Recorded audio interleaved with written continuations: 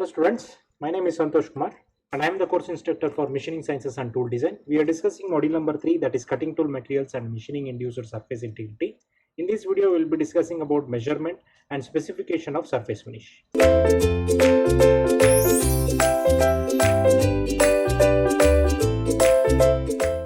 So in engineering design and production, so it is important to be able to specify the degree of surface roughness desired.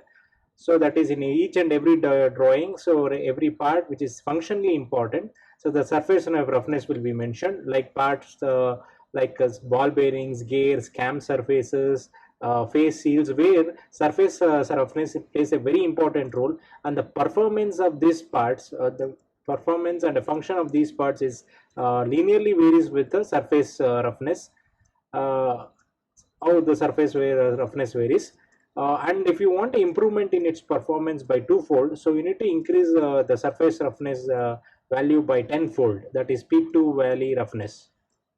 So in 1930s, the surface roughness was made quantitative, that is, it was made what it was expressed in numbers. Earlier, it was just made measurements were made by feel, that is, the person used to rub his nails on the surface and used to obtain the used to compare the values and tell the what is the surface roughness value. So later in 1930s, the invention of stylus made it possible to quantitatively express what is the roughness value. So that is by using a transducers to convert vertical and horizontal motions of a diamond into recorded trace. So in the US, the vertical motions of stylus was automatically analyzed, and root mean square of the motions were obtained, that is whatever the peaks and valleys were there. So for that, what root mean square values was taken, that is the value for each value they were squared, and root of that it was mean was taken and root was taken for that. So that is what root mean square value is means. So and that was specified on the drawing as shown in the figure. So the 64 number indicates the RMS value of the roughness.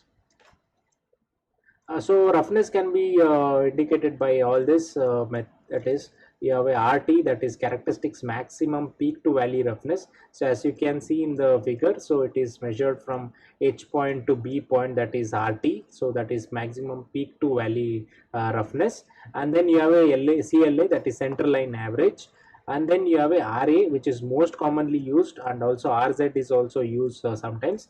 RA is most commonly used, that is arithmetic average roughness, that is taken as RA will be equal to, so each as you can see, there is H1, H2, H3 like this. So for each one, so that is all the values are added and then average is taken to this. That is what RA roughness, that is arithmetic average means.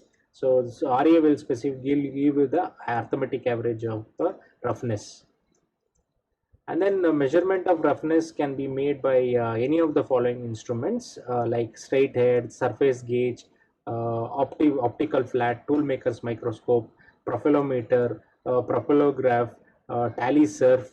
Okay, so and you can make measurements using electron photography as shown in this figure, and you can trace using a stylus by tally surf. Okay, and you will get a graph like this. So that is variation of a surface roughness. So generally the surface roughness is indicated in the symbol instead of values. So that is, instead of RA50 they will indicate directly as N12, instead of 25 as N11. So it comes from 0.025, that is starts from N1, and up to 50, that is N12. So the position of the specification of surface structure is in the symbol is as shown. So the A value will usually, that is the position, the value of A will give you the RA value. So R it will be given as N1 to N12. So as explained in the previous table. So it will be given as shown in the figure. So as you can see, there is a value everywhere. So that is the surface roughness.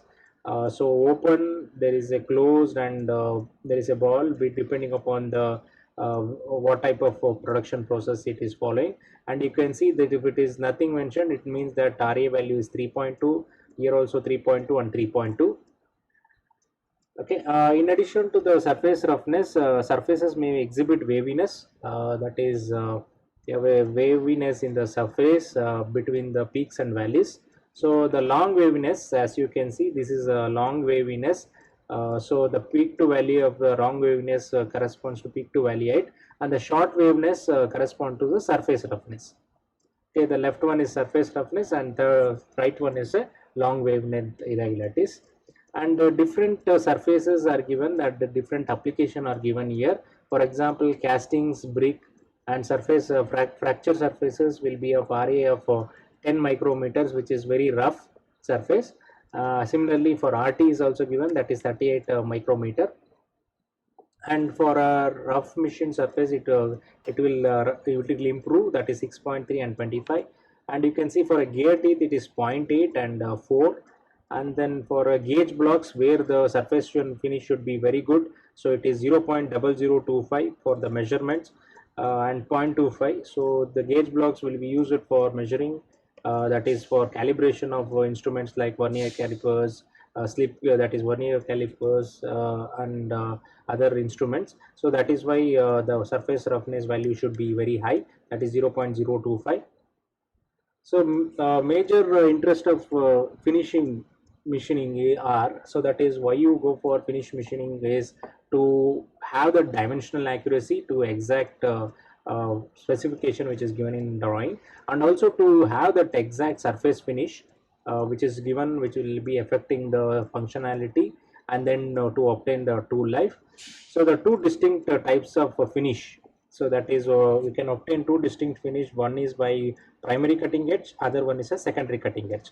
And the range of roughness values for different finishing machining is, for example, for turning you can obtain a RA value of 0.75 to 1.5 micrometer. In case of broaching you can obtain from zero point 0.1 to zero point 0.4 micrometer.